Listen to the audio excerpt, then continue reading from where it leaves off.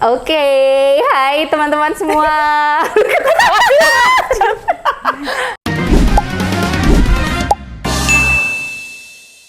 Oke, ini adalah seri pertama dari podcast Jakarta Feminis yang berjudul Ngopi or Ngobrol dengan Vivi. Wait, Narsis banget gue coy. Narsis banget, dan tentunya siapa lagi yang kita undang di series pertama, episode pertama podcast Jakfem kalau bukan teman baik kita, Hana Al-Rashid. Lu tepuk tangan beneran gak apa-apa kali. Udah semuanya gini. Iya. Lu mau pasang soundtrack nanti.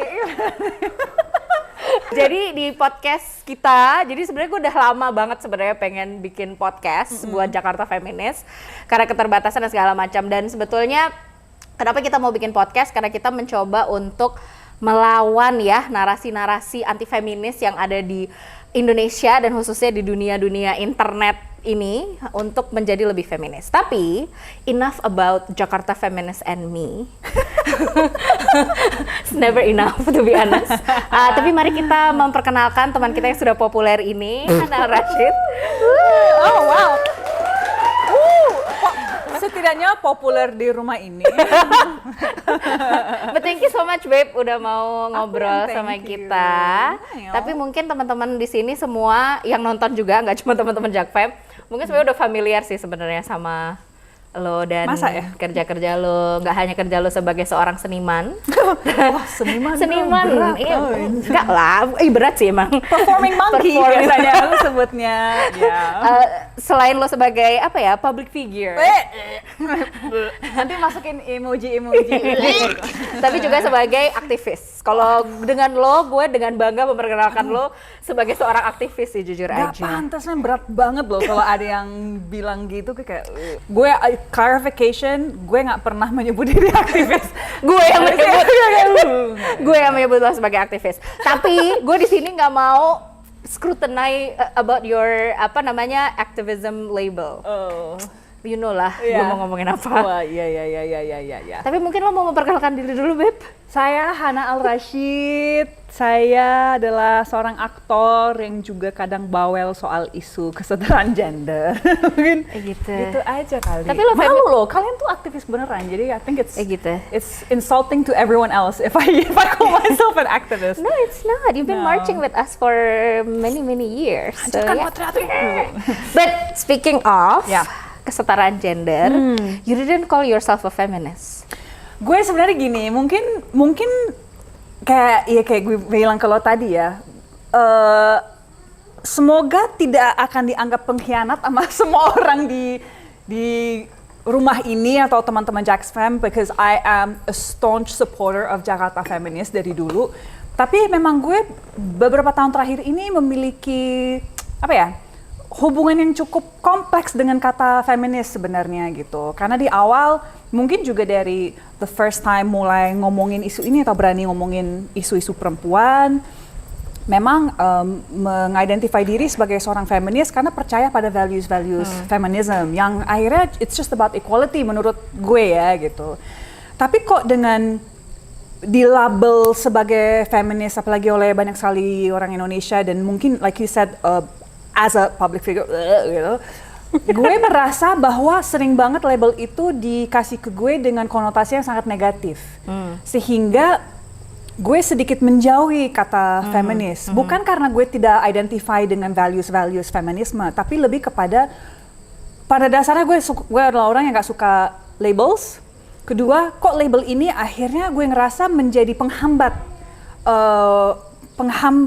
perjalanan advokasi ini untuk sesuatu yang kayak end goal-nya menurut gue jauh lebih penting daripada label ini. Dan kalau misalnya gue sedikit remove label ini, apakah tujuan ini akan bisa dicapai atau arrival-nya mungkin lebih cepat dan lebih luas. Jadi I don't know kalau dianggap pengkhianat sama kalian semua, but I'm a staunch believer in the values of feminism and equality of the sexes, and but I am also aware that that label on me has sometimes brought negativity yang menghambat what we are fighting for. Dan gue hanya ingin gue hanya ingin mensupport sebisa mungkin apa yang kita fighting for ini gitu, tanpa perlu terlalu di label A, B, C, D gitu. Jadi kalau gue boleh menarik kesimpulan, sebetulnya yang membuat lo nggak mau dilabeli sebagai seorang feminis, it's not the feminism itself. Oh, sama sekali enggak. But Sama it's sekali enggak. how people think about feminism, Yes, the bagaimana orang misconceptions. bermiskonsepsi tentang feminisme, bagaimana orang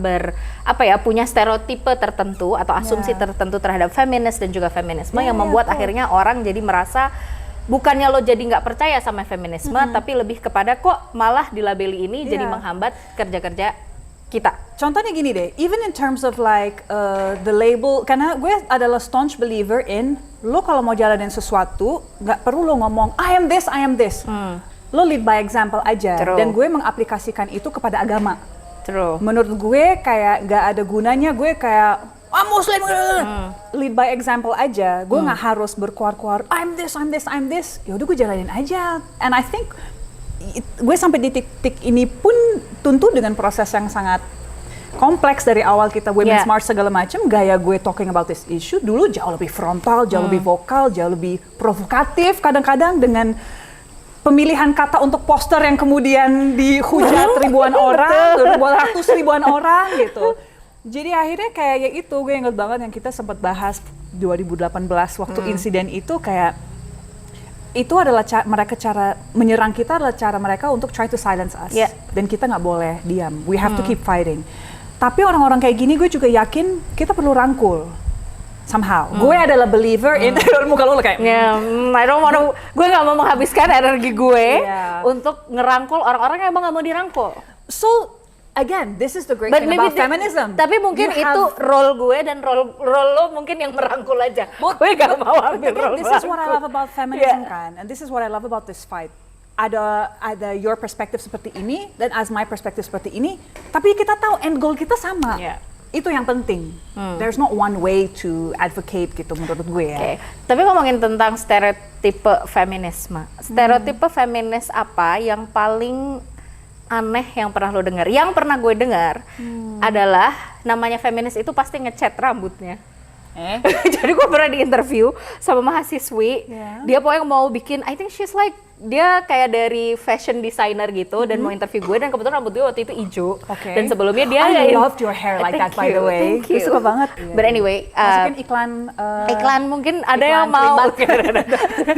Nggak, tadi aku mau ngomong apa? Iya, jadi terus dia datang.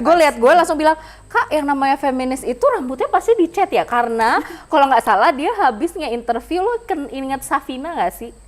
Yang ada feminis juga yang kebetulan rambutnya itu juga dicat pink. Jadi dia habis interview Safina yang feminis, terus ketemu gue rambutnya hijau, dia langsung bilang, oh semuanya warnanya warna-warni ya. Lo nggak tahu aja Kalis Mardiasi di bawah jilbab orange gitu.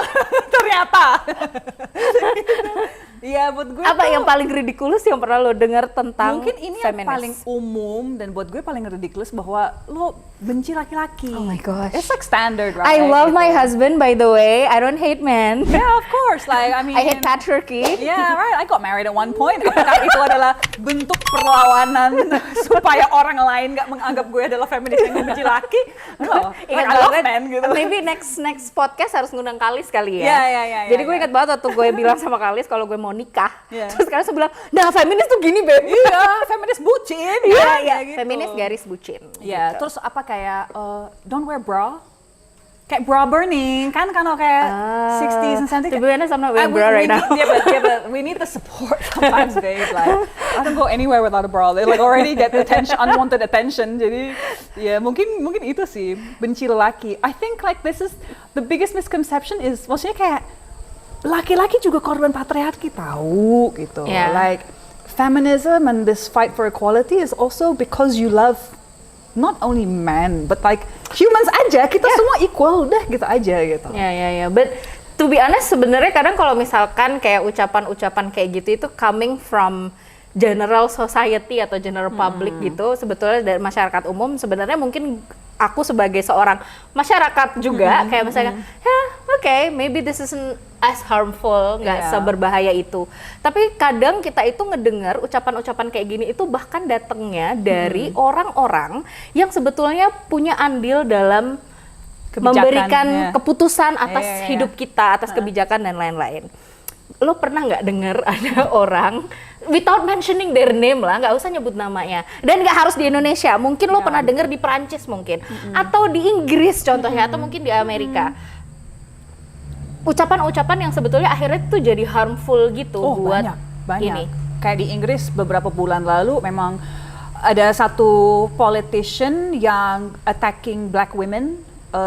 Terutama Diane Abbott yang adalah salah satu long-serving black female politician di Inggris, racist banget dan misogynist banget, dan I think something along the lines of it was quite a violent comment gitu, entah they should be shot atau apa gitu. Maksudnya se-shocking dan se-violent itu yang datang dari politician. Wow. Viral tentunya, banyak orang protes kayak what the hell. Kemudian mereka membahas dalam parlemen isu ini.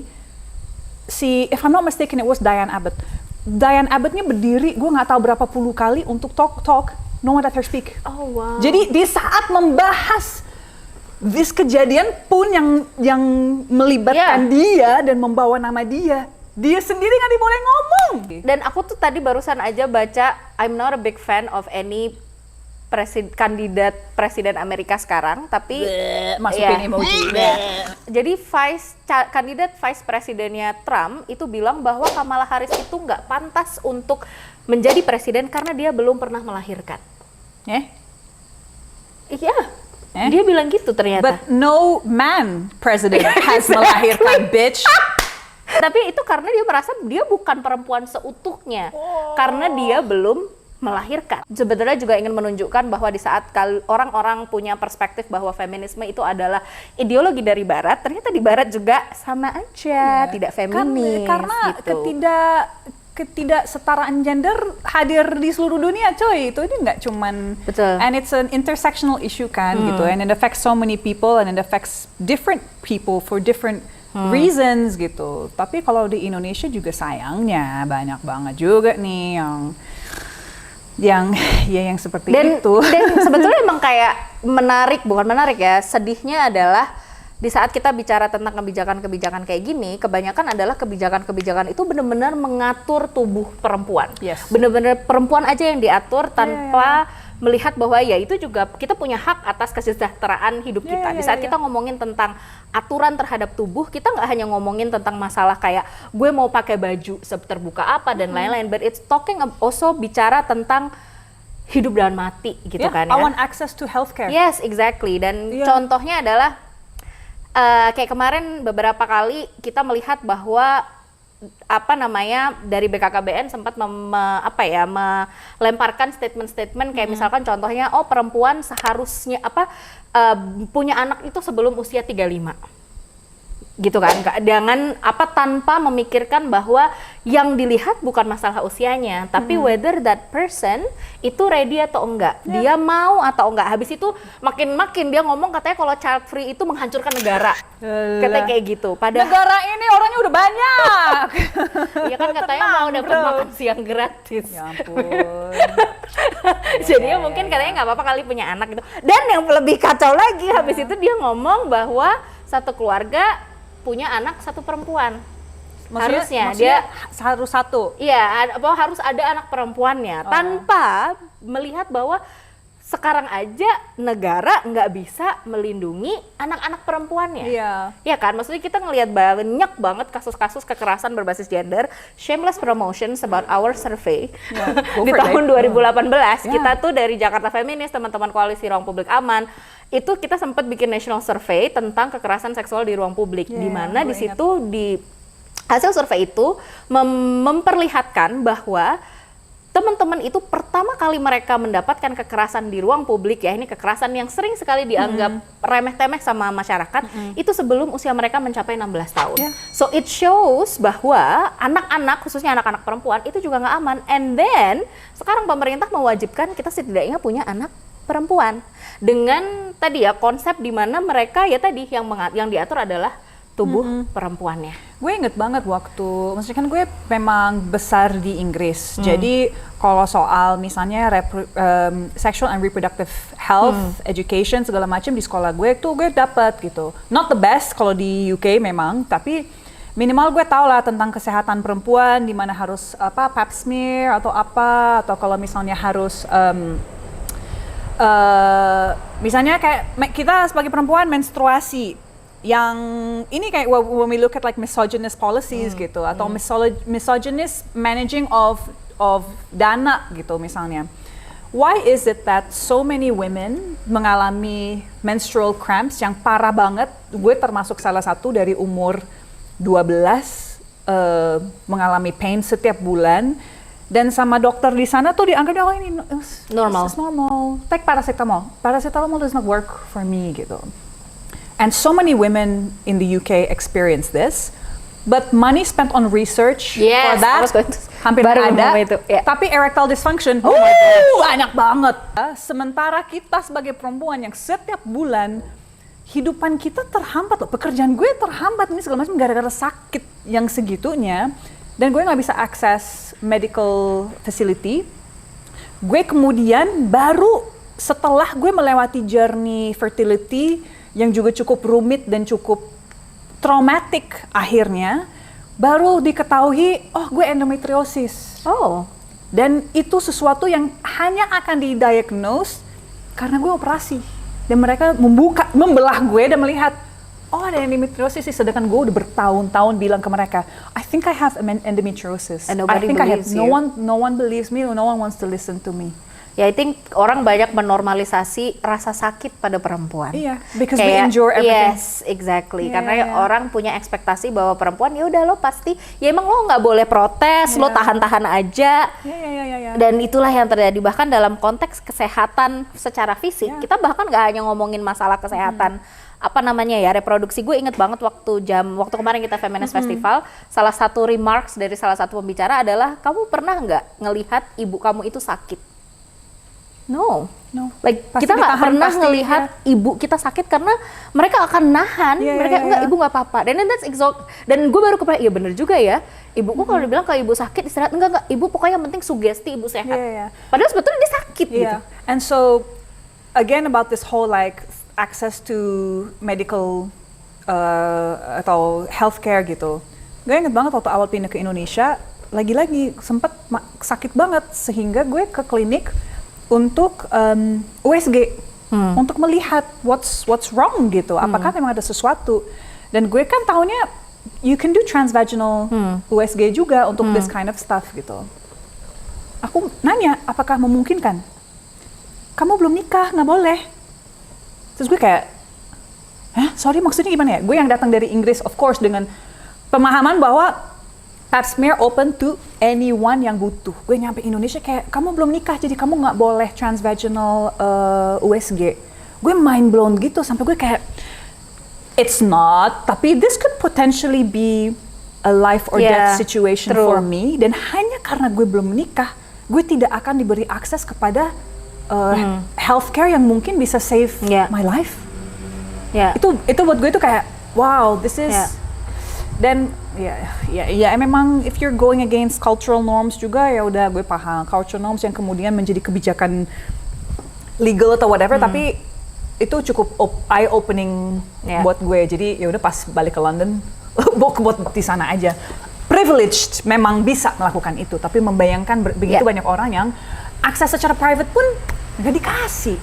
Kayak belum nikah. Dan sama sih sebetulnya kayak kita kan, maksudnya dari Jakarta Feminist beberapa kali juga kita mendampingi kasus kekerasan ya. Ini agak trigger warning ya by the way teman-teman. Jadi kita sempet kayak ngadepin satu kasus yang sebenarnya bukan kita tapi yang langsung mendampingi, tapi ada teman pendamping yang mencoba untuk mendapatkan support, yang kebetulan reach out ke kita dan bilang bahwa salah satu masalahnya adalah, jadi ada anak usia 13 tahun dia diperkosa dan dia mengalami kehamilan dan waktu itu posisi dia mau melahirkan. And can you imagine anak usia 13 tahun dia hamil dan mau melahirkan. It's literally a kid yang giving birth to a kid, no?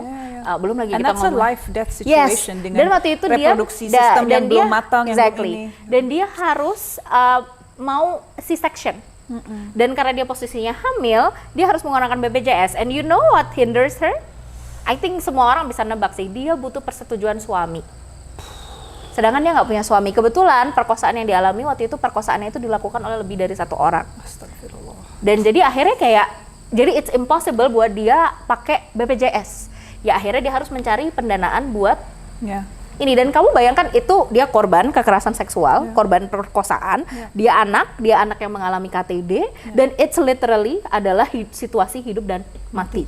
Tapi itu pun bahkan dari pemerintah, ini kan kebijakan pemerintah ya BPJS ini, yang bahkan nggak mau melihat situasi-situasi seperti itu. Dan jujur aneh aja gitu di saat ini badan kita, tapi kenapa kita harus mendapatkan persetujuan dari orang lain yang pastinya adalah laki-laki kebanyakan yang harus memberikan persetujuan kepada tubuh kita.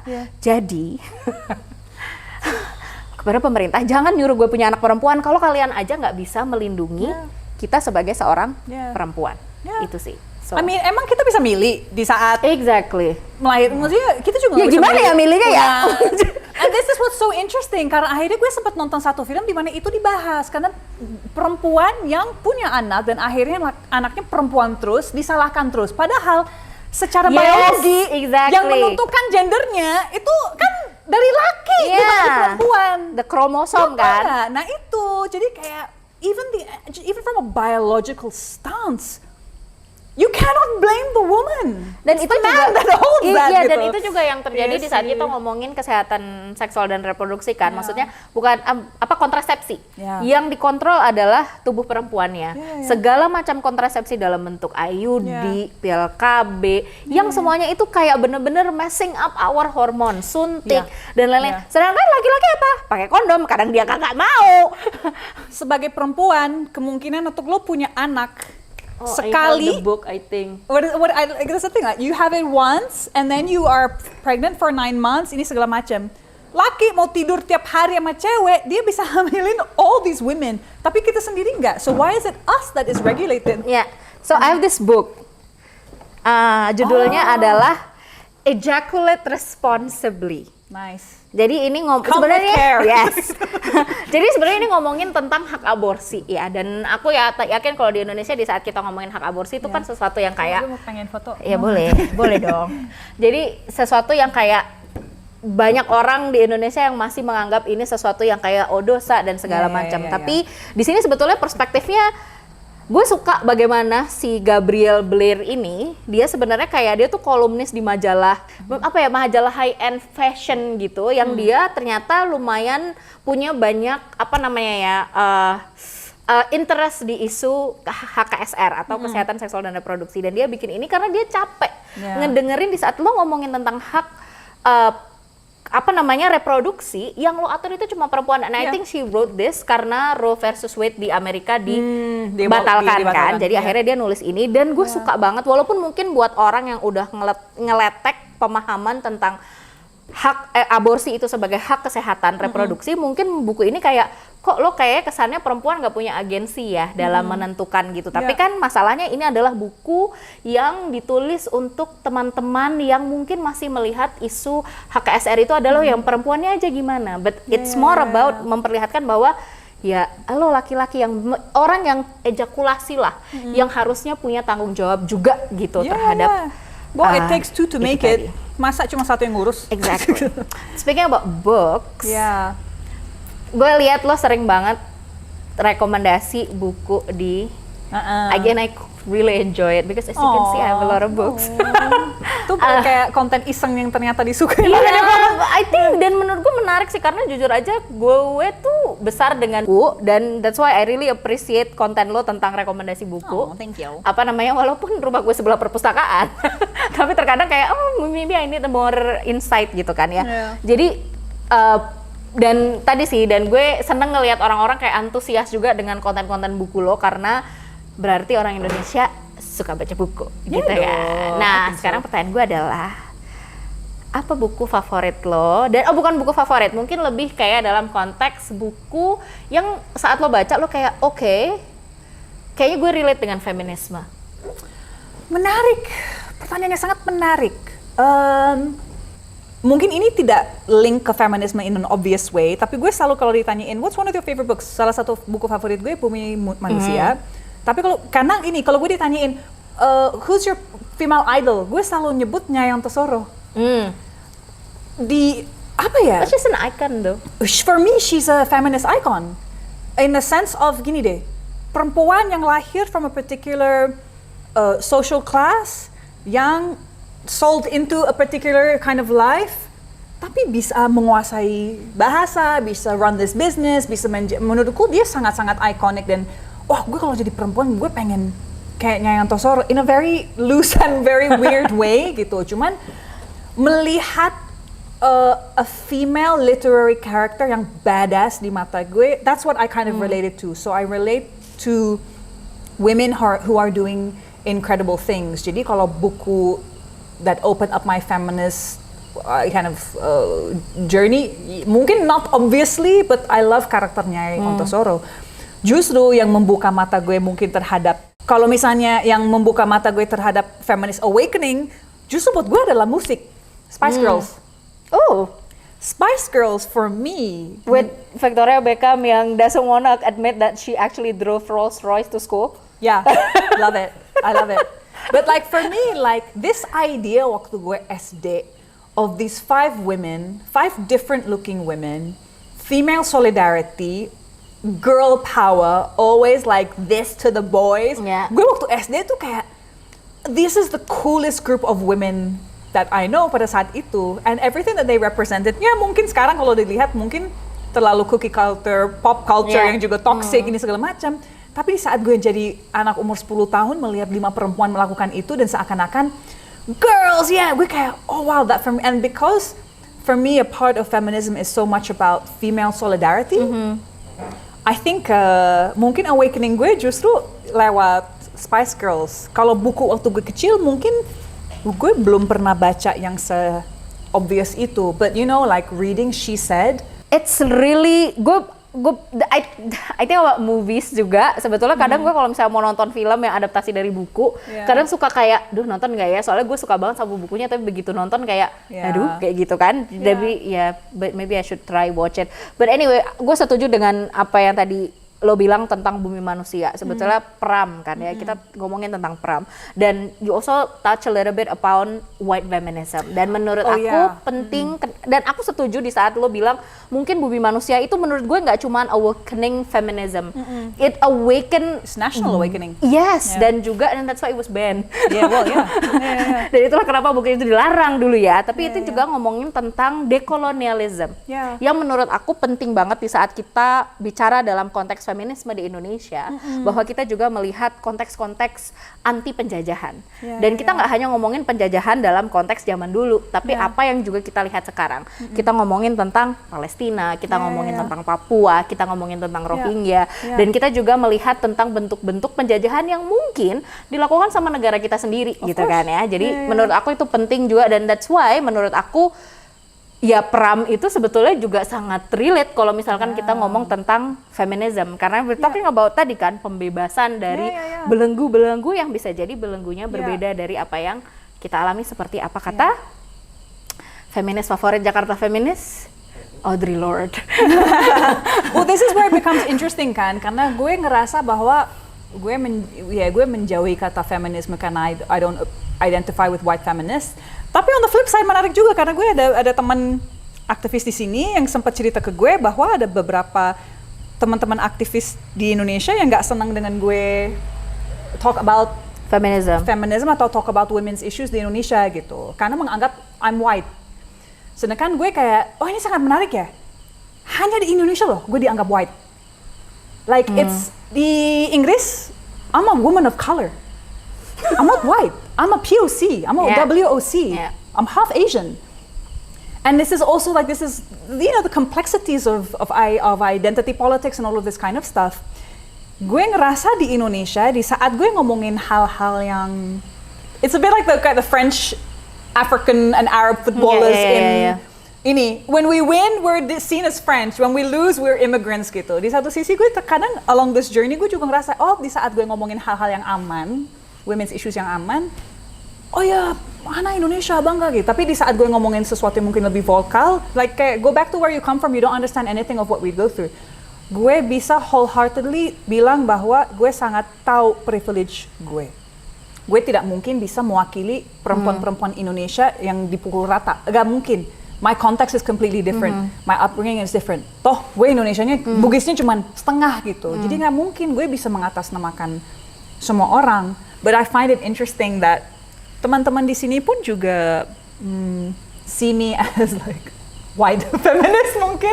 But I think menurut aku sih ngelihatnya mungkin white feminism itu bukan dalam konteks, I mean it's important to talk about warna kulit ya, maksudnya dalam konteks dekolonialisme juga, colorism dan segala macam. Dan kita juga melihat bagaimana orang Indonesia secara umum treating Palestinian issue dengan treating Rohingyas issue. Dan aku melihat bahwa itu banyak sekali isu-isu colorism di situ. Dan aku juga melihat, I think it's also important to also acknowledge di saat kayak ya tadi, I think as long as lo bisa menyadari bahwa gue punya privilege dalam satu sisi dan dalam satu konteks yang lain, begitu juga dengan aku sebagai seorang cis perempuan, orang Jawa, besar di keluarga yang mayoritas Islam, dan aku punya privilege tertentu, dan aku rasa sih yang penting kita bisa menyadari itu. And I think the context of white feminism kan melihat bahwa feminisme yang kita percayai, yang maksudnya sekarang teman-teman, apa sih opresi-opresi yang dirasakan oleh teman-teman POC atau teman-teman di luar Amerika, kalau gue juga melihatnya itu kesannya kayak nggak valid gitu loh. Nah itu menurut aku yang akhirnya mengganggu lah ya. Well, I think it stems from a lot of ignorance, unfortunately. Ignorance di sini karena memang kita melihat segala hal kompleks. Gue cukup menarik untuk mengamati the situation in Palestine dari perspektif orang Indonesia. It's really a religious. It really does seem more of a religious advocacy. True. I see a lot of people using the kind of pro-Palestine because we are Muslim, and that shouldn't be the case. And then it's because the oppressor is of another religion. Yes.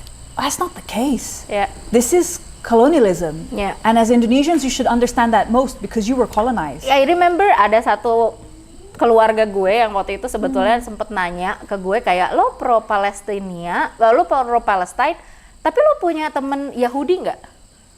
Terus gue bilang kayak, yes, punya. And it has nothing to do dengan apakah dia Yahudi, apakah dia Islam, apakah dia Kristen, apakah dia Hindu, Buddha, dan segala macam. It has nothing to do dengan agama. Ini adalah konteks-konteks penjajahan sebetulnya kan. Dan social, political. Exactly. Jadi itu menarik sih, dan lebih menarik lagi adalah waktu gue nikah kemarin, jadi vow gue itu gue masukin Free Palestine. Nice. And then like some people who are very conservative approach me and was just like, oh my god, kalian masukin, oh my god, Free Palestine. And then I think they saw my social media dan mereka bilang, oh dia nggak cuma tentang Free Palestine, but also free LGBTQ. That is like what the hell is going on here? But yeah, it's interesting that kayak kita tuh there's apa ya, kalau aku ngelihat kayak orang-orang ini di saat kita ngomongin tentang freedom dan segala macam atau rights, itu harus kayak and it's transaksional gitu loh, kayak dan that's also the issue ya, kalau orang misalkan lagi ngomong kayak you know kan kalau orang Palestina itu nggak suka sama gay, like you know like that kind of conversation yang I mean it's proof that gay people are everywhere. It's irrelevant. Dan juga irrelevant hanya karena you know bukan berarti terus habis itu kita berhak untuk memporak-porandakan satu negara, membunuh ratusan ribu bahkan maybe almost millions of people kalau kita mau ngomongin since berpuluh-puluh tahun lalu gitu sih. It's just really interesting karena kan maksudnya gini, gue juga dengan this whole situation in Palestine kan juga harus reassess my own roots gitu, karena maksudnya kan gue Perancis tapi gue Perancis dari North Africa. Gue Pied Noir, keluarga gue tuh settler di Afrika Utara. Ada mix dengan Maghrebi culture, tapi memang apa yang Perancis juga lakukan ke North Africa adalah settler colonism gitu.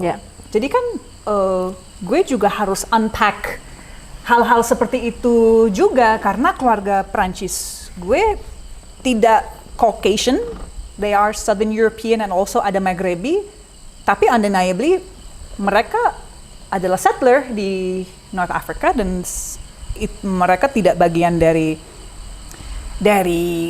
struktur kolonialnya. Mereka hanya orang yang settle aja di situ. But you cannot break that from the identity politics yang ada sekarang dan melihat it's a different context to the creation of Israel for sure, but it's still settler colonialism. Jadi, dan itu juga bahasa conversation kayak gini sih, kayak orang yang nggak mau admitting, again ini kita ngomongin privilege ya, di saat kita ngomongin Black Lives Matter, kita di saat bahkan ngomongin tentang Kementerian Pemberdayaan Perempuan, terus ada yang ngomong, kok berarti kan itu, berarti kan membenci laki-laki karena nggak ada Kementerian Pemberdayaan laki-laki. Kata kayak gitu, kayak Black Lives Matter, because all lives matter, atau bahasanya apa sih,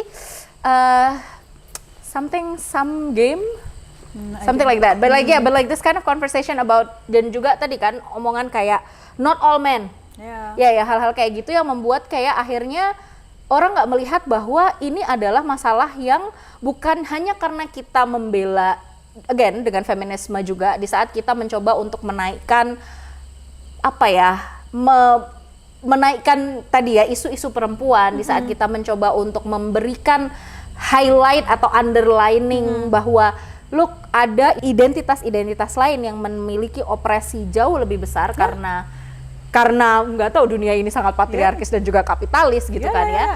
Bukan berarti terus kita tidak menghargai hak hidup orang lain, tapi karena kita kan melihat kayak ada poin yang sedang ada di sini dan udah ada di atas gitu. Jadi yang kita lakukan sekarang dengan feminisme adalah kita mencoba untuk ngangkatin yang kita ada. Kita nggak turunin laki-laki, kita coba bring up the women. But you see, this is an also interesting thing kan, kayak gue inget banget waktu the whole Black Lives Matter thing was happening kan, gue akhirnya kan banyak conversation sama teman-teman gue yang black di UK gitu, karena my best friend is Ghanaian, my other best friend is Ghanaian Jamaican gitu, dan gue walaupun besar dengan mereka, tentunya ada hal-hal dan microaggressions yang mereka mengalami constantly, yang akhirnya di saat gue sebagai, kan kalau zaman dulu kan nggak ada sebutan people of color ya, kita semua minoritas etnis aja kalau dulu. Gue akhirnya pindah ke Inggris 3 tahun terakhir ini, gue akhirnya tinggal di gedung yang predominantly white English, sampai gue mengalami microaggression racial. So it's also so interesting experiencing that there, and then coming here to be labeled as bule gitu. Jadi kayak menarik banget. Tapi I remember kayak waktu Black Lives Matter, di saat teman-teman di Papua ngomongin soal Papuan Lives Matter, dan gue nonton kayak ada satu YouTube live apa yang dibuat sama teman-teman aktivis di Papua untuk membahas isu yang mengkaitkannya dengan the struggle in America. Which in the same way, you know what the great thing about Palestinians are? Palestinians identify oppression everywhere, intersectionally. When oppression was happening to black people in this whole Black Lives Matter movement, Palestinians were in solidarity dengan siapapun gitu. Itu kan sering banget ya kita lihat, even like in Ukraine or whatever, we stand with this. And I think when you really are an oppressed people, you understand why the Irish are so great at this advocacy for anti-oppression, anti-colonialism, karena mereka merasakan gitu. Jadi buat itu sangat disayangkan di saat kita di sini. Gue sekarang ngomongin dari bagian Sulawesi gue ya, biar tidak dianggap bule yang nggak ada ikatan sama negara ini gitu. Ewako. Maksud gue sangat disayangkan di saat kita milih-milih dalam anti-decolonialism yang kita support gitu. Karena undeniably kalau kita melihat the situation in whether it's in Ireland or whether it's in Palestine or whether it's in North Africa where my grandparents are from, or whether it's in Papua, settler colonialism is everywhere. And for us, I think Indonesia always finds itself in an interesting place. Karena di satu sisi lo pernah dijajah, tapi di sisi lain lo menjajah. So it's always, I think we have to open up ruang dialog untuk hal-hal kayak gini, dan nggak bisa cuma kayak enggak gitu dulu. And it's the same with the issue of women's rights. If you treated women better, we wouldn't be shouting and asking for our rights and our freedom. Jadi di saat ada movement identified with whatever identity, mau itu LGBTQ, mau itu a particular region yang pengen autonomy atau apapun itu, we really have to take a look at the bigger picture dan memahami orang ini kenapa sekarang complain and fight for their rights. How do we treat them gitu. Dan gue ngerasa kayak lo hanya bisa melakukan itu di saat lo memang look at the bigger picture dan acknowledge your privilege gitu. Dan kita memang semua harus melihat isu perempuan ini dari lensa itu, dari memahami that bigger context, because it is not a simple issue, but there are some things that are very simple. Oppression of anyone is bad. That's why ngomongin feminisme itu nggak cukup tanpa kita ngomongin interseksionalitas. Yes, betul. Right? Betul. Jadi makanya itu sih menurut aku jadi penting banget di saat kita bicara tentang isu perempuan. Kita nggak bisa cuman ngomongin kayak isu perempuan yang dialami sama diri gue sendiri. Gue boleh namain nggak? Ya. Maksudnya gini, mungkin ada Boleh dong, bebas, nggak boleh. Kan ada teman-teman mungkin yang nonton ini dan mungkin akan setuju dengan beberapa hal yang kita ngomongin, dan ada ada beberapa yang nggak. keywords yang mereka akan, oh no, gue nggak setuju. Fine. And that's fine. Your moral compass beda-beda, your way of thinking beda-beda. Itu nggak masalah. Tapi menurut gue, kita seharusnya semua bisa setuju bahwa opresi terhadap siapapun adalah hal buruk yang seharusnya kita lawan. Doesn't matter whether I agree with LGBT community or not gitu, based on whatever agama, doesn't matter. Tapi kalau gue melihat ada orang yang treated unfairly and oppressed, gue merasa seharusnya gue bisa membantu orang yang oppressed tersebut gitu. So gue nggak apa-apa. Ada teman-teman yang akan punya their own opinion. At the end of the day, gue sih hanya ingin menjadi manusia yang tidak merugikan siapapun, dan sebisa mungkin gue treat semua orang dengan fairness dan help people if they are feeling oppressed atau gimana gitu sih. Nggak tahu deh, emang it's complicated, but I think we also have to admit that there's gonna be people watching this who are like, Oh yeah, definitely. Yang kayak I was with you when you were talking about women, but when you talk about LGBTQ, gitu kayak. Dan suka-suka loh, tapi at the end of the day, lo mau jadi manusia seperti apa? Maksudnya kayaknya gue lebih ngerasa dirugikan oleh koruptor sih daripada teman-teman LGBTQ ya. it's true. I mean jelas ya. I mean gue selama ini nggak pernah merasa dirugikan apa-apa oleh teman-teman LGBTIQ, jujur aja.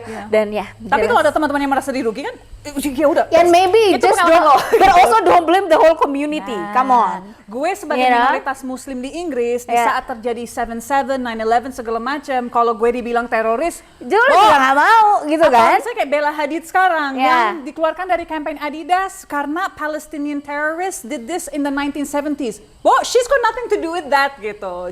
Yeah, I mean that's also like another thing kan, di saat mereka bilang not all men. Yeah, they don't want to be labeled as all of them are. Not all men, but tell your bros. Not all men. You're giving us a bad reputation. So the thing is not all men, but enough men. Yeah, and that's the problem, right? Yeah, that's the problem. That's why we choose to be in the wood with bear. Yeah.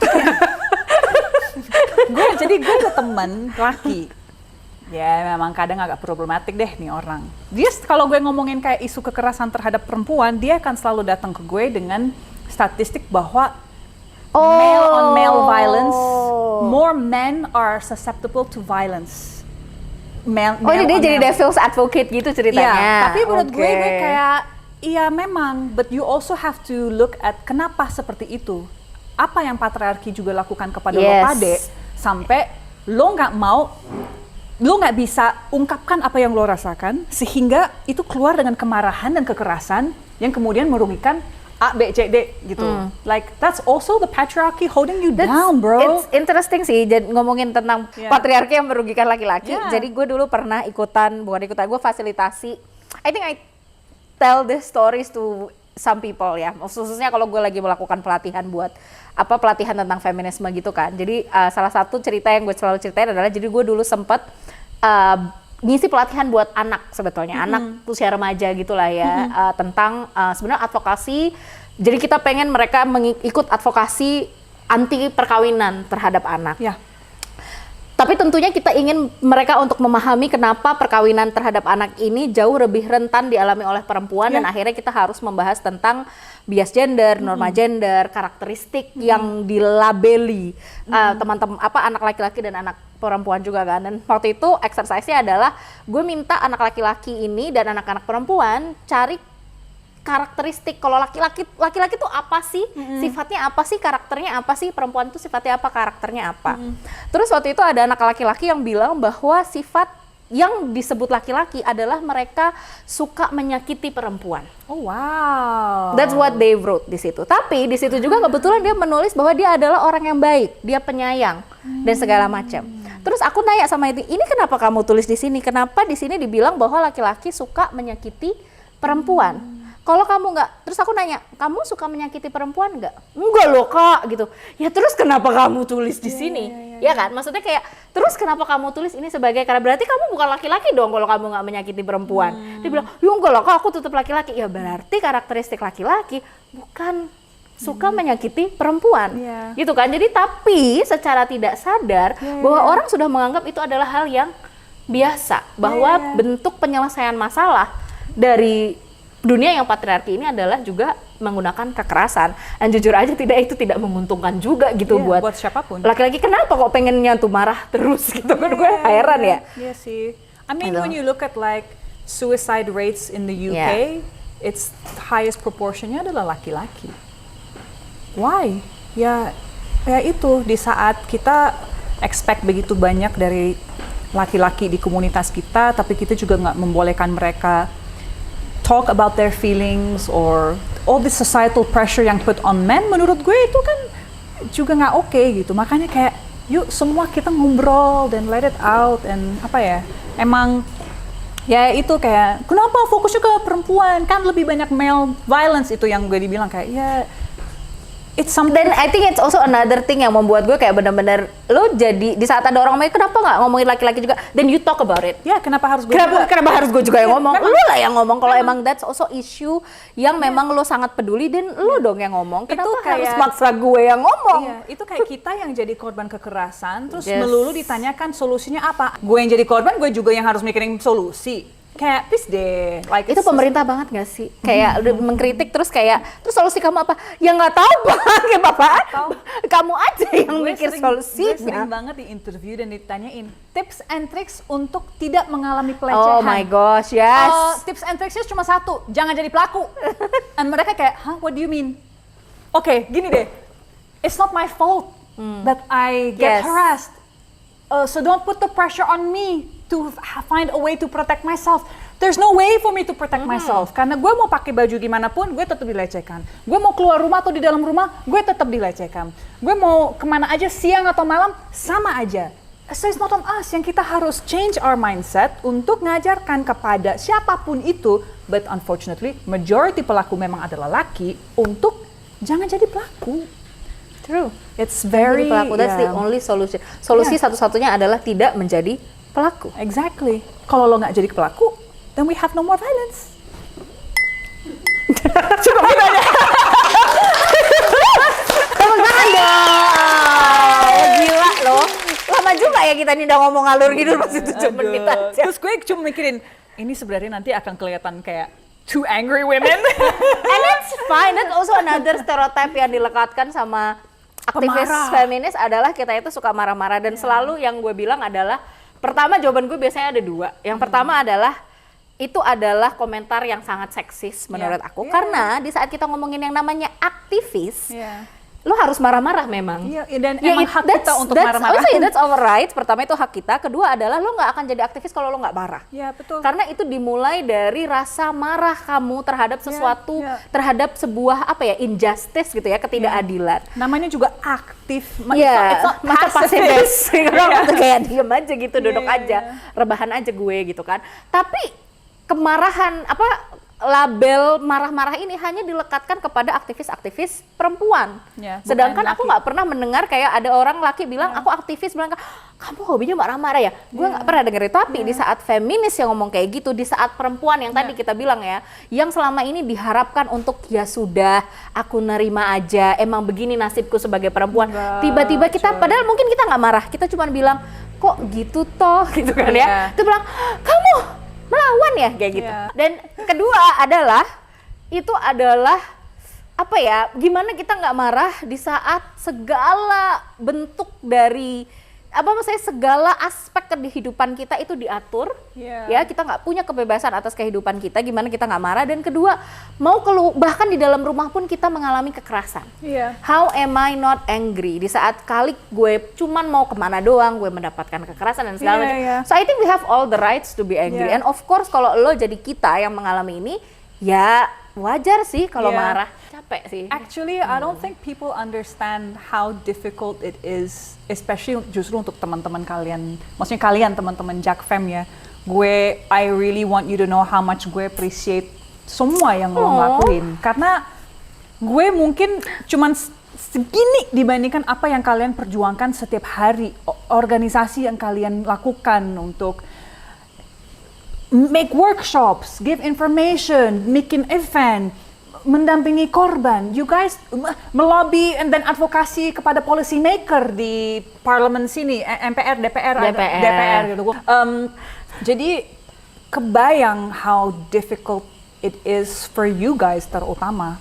Gue yang cuma segini doang gue capek, apalagi kalian gitu. Makanya kayak support system penting. Dan and you are our support system. You are my support system. Kalian menjadi guruku semua dan I really hope gue nggak mengecewakan kalian. Boleh tepuk tangan.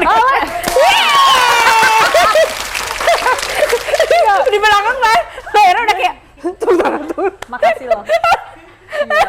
Tapi beneran deh, gue banyak belajar sama kalian dan gue berharap teman-teman yang nonton ini juga bisa menjadikan teman-teman Jack Fam guru dan tempat belajar, karena ya udah kita saling mendengarkan dan saling learn from each other aja. Oke.